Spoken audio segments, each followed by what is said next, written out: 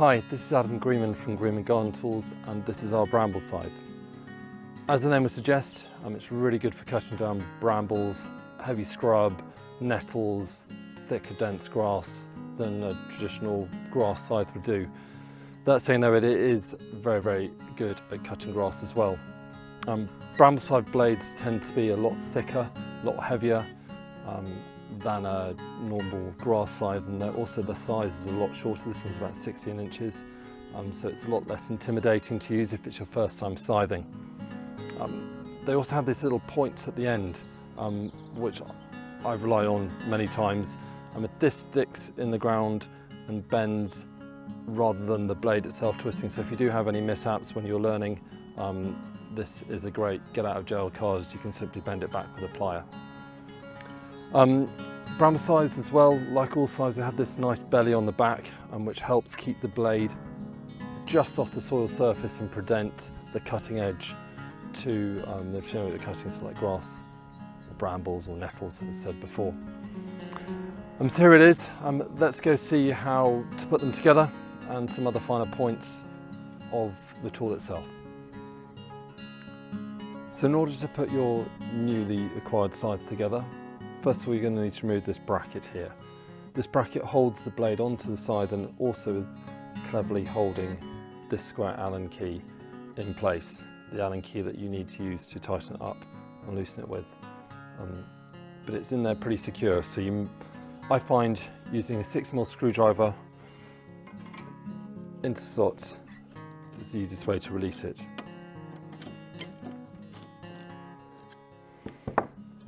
Then it should wiggle free.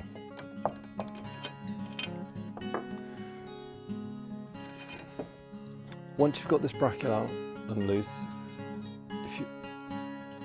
with your fingers you can loosen these nuts until they're just flush with this surface here. This will make it easier to get the blade on. You'll see on the handle there's a little notch, and this little notch corresponds with this little hook here, and that helps locate and hold the scythe blade in place. So sliding the bracket with the nuts facing up towards you, towards the back of the handle, this just keeps them out of the way. Place the blade with the little hook into that little notch. And sliding these back over, we can start tightening them up. Location wise, I have them halfway between the back and the front. It's always worked for me, so that's where I tend to keep it. And again, I'm using a screwdriver because I find it easier to get them going this way, but we'll tighten it up and finish it off with the square key. You want this as tight as you can possibly do it in order to stop it flying off. So there we go, one attached blade ready to cut down the grass.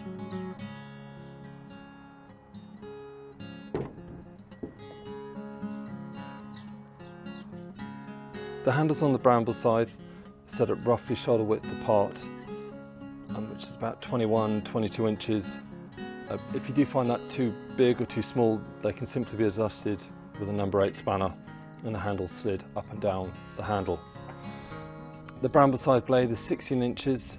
Bramble scythe blades are a lot more heavier duty, a lot more forgiving than a grass scythe blade. At 16 inches, they're also a lot less intimidating.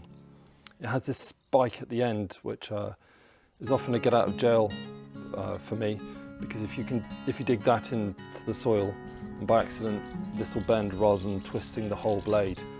So it's a great little feature that I accidentally often rely on. So there we go, a few of the unique features of the Bramble Scythe.